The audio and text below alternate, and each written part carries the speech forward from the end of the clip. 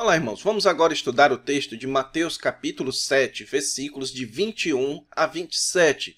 Texto este que encerra o Sermão do Monte proferido pelo Senhor Jesus Cristo. E eu tenho explicado a vocês que a conclusão do Sermão do Monte é basicamente formada de 4 advertências que são ensinadas ou que são proferidas por Jesus através de 4 contrastes. O primeiro contraste, nós já vimos na aula passada, é o contraste entre os dois caminhos. Na verdade, é um contraste entre duas portas que levam a dois caminhos.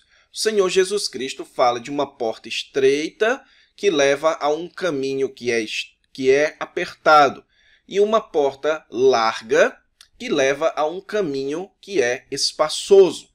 E então você tem poucos entrando pela porta estreita e muitos entrando pelo caminho espaçoso. A advertência de Jesus aqui é que a gente não pode decidir ir pelo caminho mais convidativo. Então, o caminho onde você pode levar tudo o que você quiser, você pode, então, procurar o seu próprio conforto. Então, a advertência de Jesus é um chamado a procurarmos o seu caminho, a procurarmos decidir pelo seu discipulado. O seu discipulado, ele é restrito e ele leva a situações incômodas nesta vida. Porém, a porta estreita ou a porta larga que leva ao caminho espaçoso conduz à perdição escatológica, ao juízo futuro de Deus. E a porta estreita que leva ao caminho apertado conduz à vida, ao reino dos céus no futuro, ok? O Senhor Jesus também fala a respeito de 2 árvores. E aqui a sua advertência, ela é claramente afirmada no começo do versículo, quando ele diz: acautelai-vos dos falsos profetas. Então, eu expliquei a vocês que o Senhor Jesus irá agora trabalhar com o surgimento de falsos profetas no meio da comunidade dos discípulos. E Jesus, então, orienta ou adverte os seus discípulos a tomarem cuidado com os falsos profetas. Agora, a questão é como tomar cuidado, como identificar um falso profeta. Jesus, então, usa o contraste das 2 árvores, ok? Então, o Senhor Jesus Cristo fala de uma árvore boa e de uma árvore má. A árvore boa é a que produz bom fruto. A árvore má é a que produz fruto mau. Jesus diz que nem a árvore boa produz mau fruto, nem a árvore má produz bom fruto. E lembre-se que a ideia aqui é de algo que é significante, que é algo que é aproveitável. O fruto bom e o fruto mau é algo que é aproveitável. Então, o Senhor Jesus Cristo está falando que a principal forma de você identificar um falso profeta não é através daquilo que ele diz, através da sua aparência, através do seu comportamento externo, mas é através do seu compromisso com Jesus. Então, a árvore boa que produz bom fruto é a árvore que é comprometida com Jesus, com o ensino do Senhor Jesus Cristo. Então, o falso profeta, ele irá manifestar que não é um verdadeiro profeta através do seu compromisso moral com o Senhor Jesus Cristo. Você, então, em um momento ou outro, irá descobrir que alguém é um falso profeta através da expressão de seus compromissos éticos, seu compromisso moral, visto que este é o contexto do Sermão do Monte, ok? E agora, então, nessa aula, eu quero partir com vocês para os 2 últimos contrastes que o Senhor Jesus Cristo apresenta no seu sermão. Esse novo contraste é o contraste entre 2 seguidores, 2 tipos de seguidores do Senhor Jesus Cristo. Então, antes, Jesus estava falando entre os falsos profetas. Ele estava, então, comparando aqui as duas árvores, ou então o falso profeta com o verdadeiro profeta, digamos assim. Agora, Jesus vai falar de dois seguidores, ok? E ele menciona durante isso a ideia de alguém profetizando. Então, aqui é como se Jesus estivesse incluindo no seu grupo de seguidores agora estes profetas, essas pessoas que se arrogavam profetas. Mas agora o corpo que Jesus está falando aqui é o corpo total dos seus seguidores. Então, vamos ver a comparação de Jesus, o contraste de Jesus e qual é a advertência aqui nesse texto. Jesus começa dizendo o seguinte: nem todo o que me diz Senhor, Senhor, entrará no reino dos céus. Então, aqui, claramente, o contraste que Jesus vai falar é entre o que entra no reino dos céus e entre o que não entra no reino dos céus. Então, você tem os seguidores de Jesus que entrarão no reino dos céus e os seguidores de Jesus que não entrarão no reino dos céus. Isso é muito importante porque Jesus estava falando ali, primeiro, das duas portas. Alguém poderia pensar que, por ter escolhido a Jesus, por ter decidido seguir a Jesus, havia entrado na porta estreita e, portanto, no caminho apertado, e por isso era um seguidor que herdaria a vida. Jesus, então, está mostrando que nem todo o que diz Senhor, Senhor, entrará no reino dos céus. Então, existe um contraste entre aquele seguidor que entrará no reino dos céus e aquele seguidor que não entrará no reino dos céus. E então, o Senhor Jesus Cristo utiliza aqui essa expressão, Senhor, Senhor. Essa repetição aqui, ela expressa uma urgência, uma veemência, como se a pessoa estivesse, de certa forma, desesperada. É importante dizer aqui, irmãos, que esse título, traduzido aqui por Senhor, é a palavrinha grega Kyrios, que posteriormente, no Novo Testamento, ela vai ser a tradução do hebraico para Yahweh. Porém, neste momento aqui, dificilmente Jesus estava utilizando a palavrinha Kyrios como sendo uma designação para Yahweh, ok? Isso porque, durante o seu ministério, Jesus procurou bastante suavizar a imagem ou atrair para si a imagem da sua divindade, certo? Então, dificilmente Jesus estaria utilizando aqui um título de divindade para si neste momento, ok? Então, o sentido aqui que Jesus utiliza para Senhor provavelmente é o mesmo que Pedro utilizou lá em Mateus capítulo 16, versículo 22, onde ele chama Jesus de Senhor, numa ideia de Jesus como sendo uma autoridade sobre ele, ok? Então, eu penso que é apenas nesse sentido que Jesus está utilizando o título de Senhor aqui. Então, o Senhor Jesus Cristo está falando de pessoas que vão chamá-lo de Senhor, que vão clamar por ele naquele dia da entrada ou do juízo para a entrada no reino dos céus. Então, veja aqui que o Senhor Jesus Cristo também coloca este reino dos céus no futuro, ok? Entrará no reino dos céus no futuro. E este reino dos céus, a entrada do reino dos céus, também é feito em um momento futuro de apartar. Então, tanto haverá uma entrada no reino dos céus, quanto haverá também um juízo no futuro.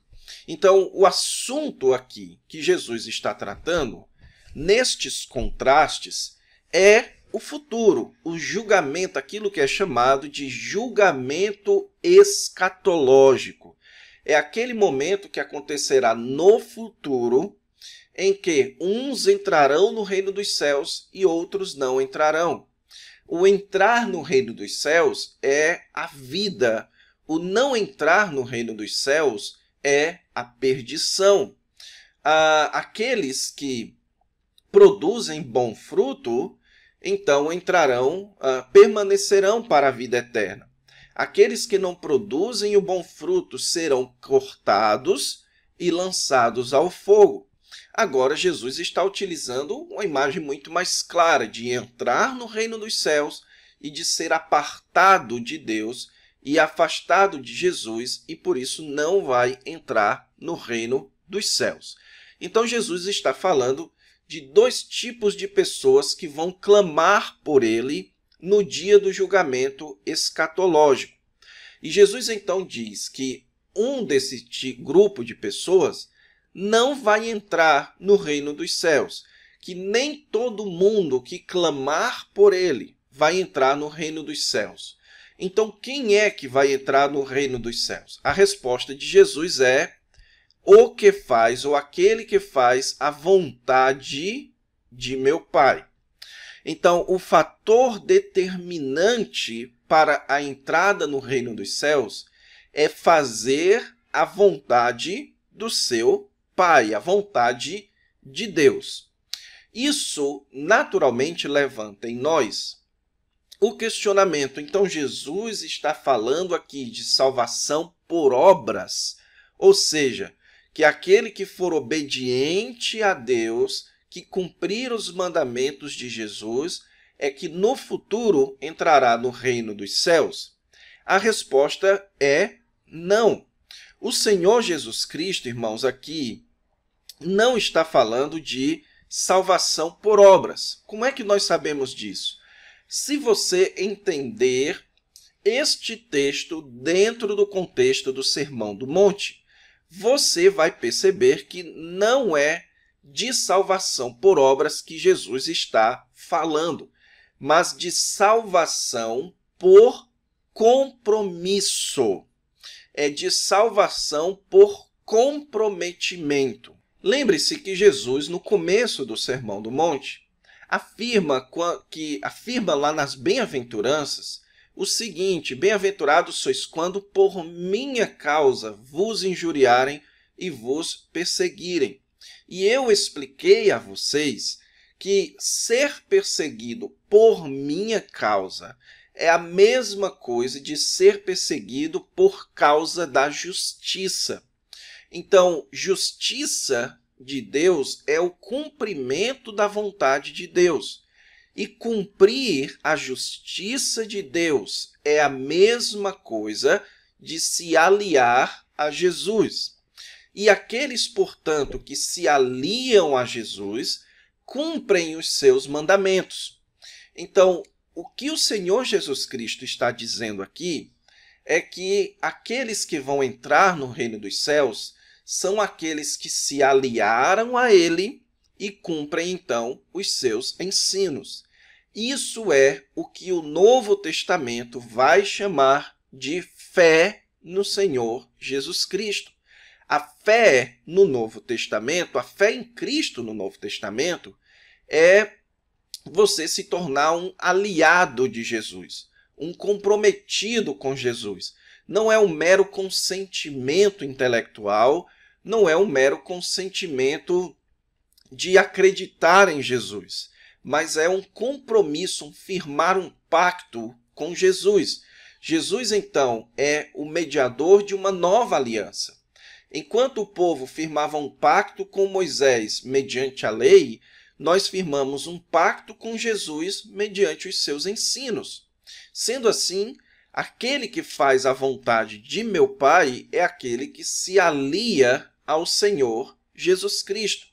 E essa é a ideia em todos os contrastes. Aquele que se alia com Jesus é o que entra pela porta estreita. Aquele que é aliado de Jesus é o que produz o bom fruto. E aquele que é aliado de Jesus é o que constrói a sua casa sobre a rocha. E, portanto, aquele que é aliado de Jesus é aquele que constrói a sua casa, ou desculpe, é aquele que entrará no reino dos céus. Jesus, então, enfatiza agora no versículo 22, naquele dia. Que dia é esse que Jesus está falando? É o dia do juízo, ok?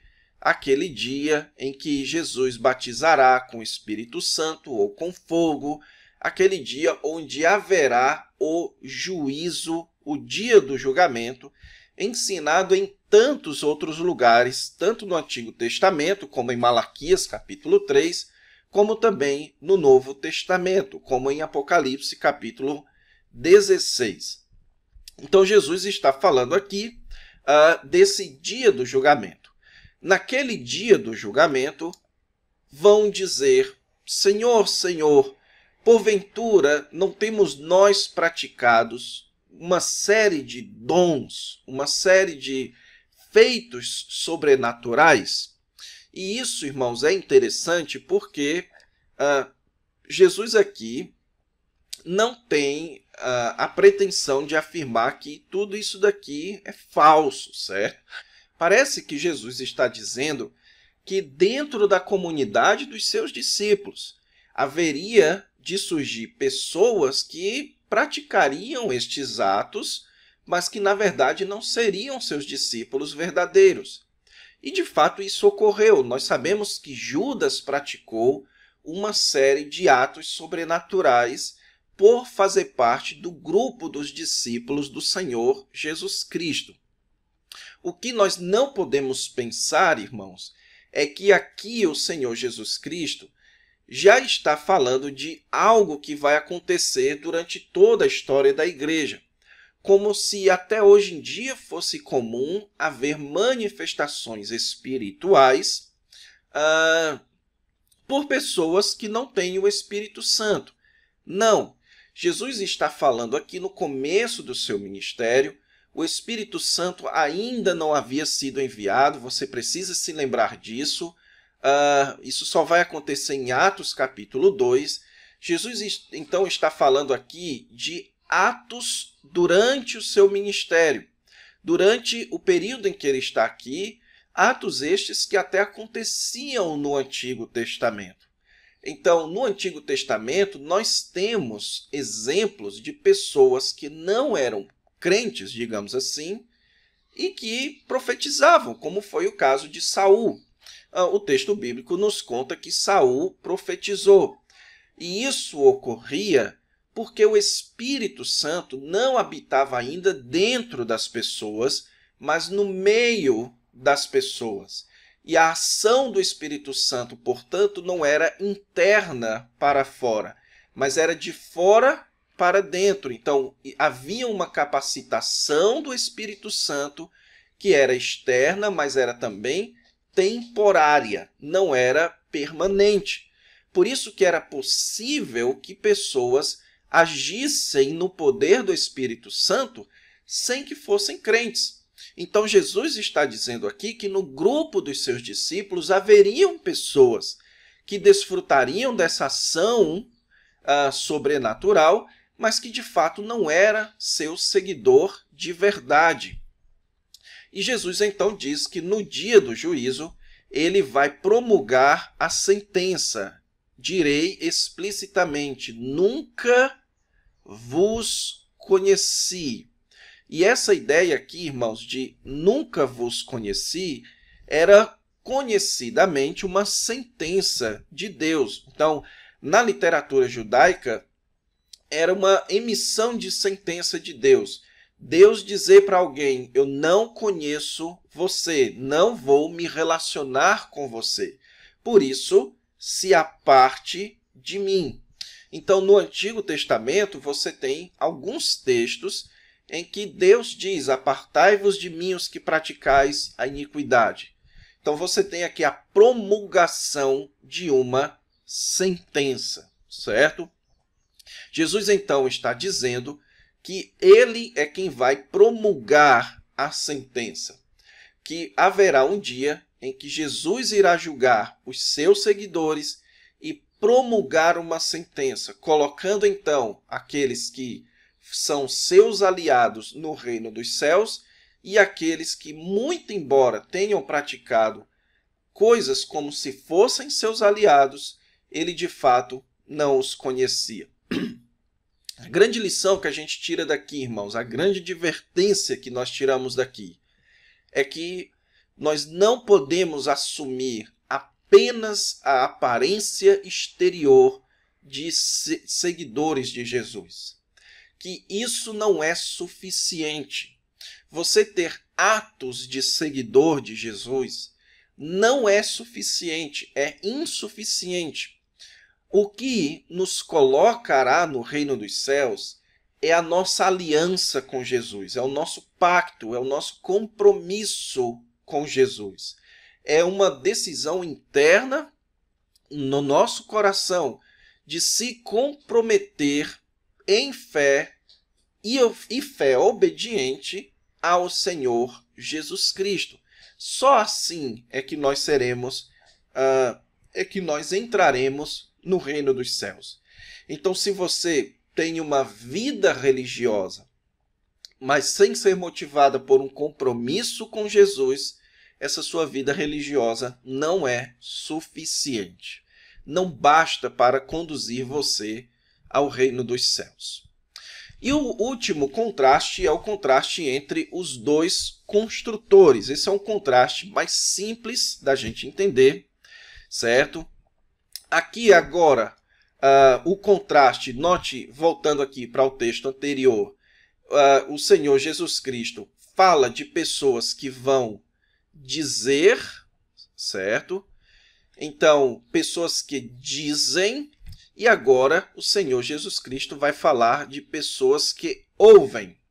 Então, qual é o contraste que Jesus vai falar agora? Ele usa aqui duas vezes a expressãozinha todo aquele, um no 24 e outro no 26.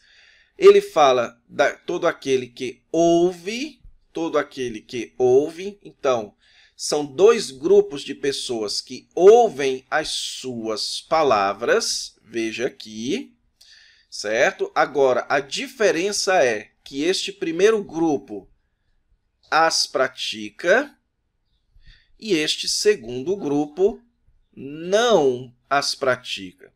Então, você tem um grupo que ouve Jesus, um segundo grupo que ouve Jesus, mas o primeiro grupo pratica e o segundo grupo não pratica. Então, note que aqui existe mais uma vez entre seguidores de Jesus, aqueles que ouvem as palavras de Jesus, mas a definição do verdadeiro seguidor está não apenas na concordância de ouvir as palavras de Jesus, mas em praticar a palavra de Jesus. Então, Jesus diz que haverá algo. Veja aqui, o será e o será. Então, todo aquele que ouve estas minhas palavras e a pratica será ou será comparado. E aí surge então a pergunta, este será comparado? Será comparado quando? Nós não podemos perder isso de vista, ok, irmãos? Este será comparado é no dia do juízo, ok? Nós estamos aqui falando de sentença do rei. Veja o contexto aqui, lhes direi explicitamente. Aqui nós estamos falando do julgamento escatológico, será comparado. Então, quem vai comparar? É o rei, é Jesus. Então, Jesus irá comparar no juízo escatológico este que ouve a palavra e a edificou com um homem prudente que edifica a sua casa sobre a rocha e então cai a chuva, transbordaram os rios e tudo isso. Lembre-se que aqui, certo? Até essa partezinha deram com ímpeto contra aquela casa. Isso daqui é uma descrição do julgamento, ok? Então, o julgamento de Jesus é esse momento em que cai a chuva, transbordam os rios, sopram os ventos e dão com ímpeto contra aquela casa, e ela não cai porque foi edificada sobre a rocha. Então, no dia do juízo, o homem sábio é aquele que tomou a decisão de se aliar ao Senhor Jesus Cristo e, portanto, ele construiu a sua casa sobre a rocha. E por isso, quando o juízo vier, a sua casa permanecerá de pé. E no versículo 26, nós temos então um outro contraste, que aquele que ouve as palavras de Jesus e não as pratica, será julgado por Jesus como um homem insensato. Ele não é sábio, porque ele edificou a sua casa sobre areia. Ele escolheu a porta larga. Ele preferiu a vida externa, a aparência externa, utilizando aqui os outros contrastes. E então, vem aqui o julgamento, ok? Mais uma vez. Chega então o momento do juízo e aquela casa desabou, sendo grande a sua ruína. E lembre-se que Jesus fala de perdição, certo?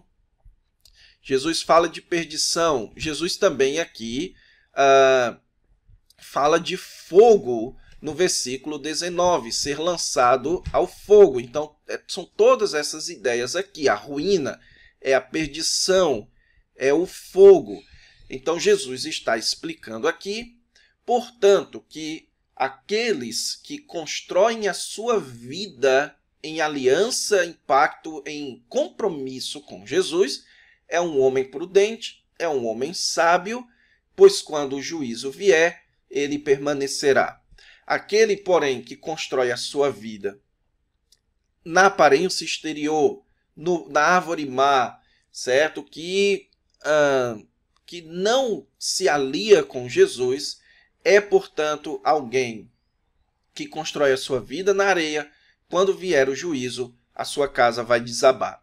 E é interessante, irmãos, que muitos utilizam esse texto aqui para falar de casamento. Eu mesmo já preguei sobre isso, certo? E muito embora exista uma aplicação remota, você pode falar que existe uma certa aplicação aqui sobre aquele que constrói a sua vida no ensino sobre Jesus, ela suporta as tribulações da vida. Por que você pode fazer essa aplicação? Porque a maior tribulação, o maior tormento será o dia do juízo. Então, se essa casa, se a sua vida é edificada sobre Jesus, se ela é capaz de suportar o juízo futuro, ela será capaz de suportar todas as tormentas desta vida, ok? Então, existe uma aplicação no casamento, na sua própria vida, em qualquer esfera da vida cristã. Porém, a interpretação desse texto não é sobre casamento, não é sobre a vida cristã individual e as dificuldades da vida, certo? Aqui Jesus está falando do juízo escatológico, daqueles que irão de como será o momento do juízo. Aqueles que construíram sua vida sobre Jesus permanecerão. Aqueles que construíram sua vida sem Jesus, apenas com uma religiosidade externa, se dizendo seguidores de Jesus ou mesmo rejeitando a Jesus, a sua casa irá desabar, ok?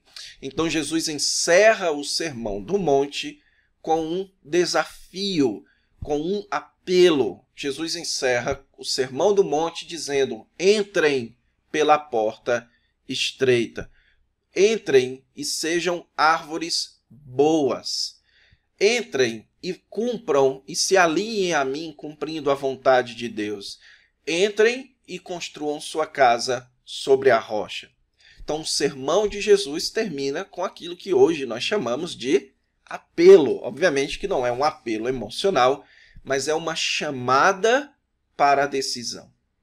Jesus está falando aqui com seus discípulos e a multidão, e ele termina então chamando eles para uma decisão, ok?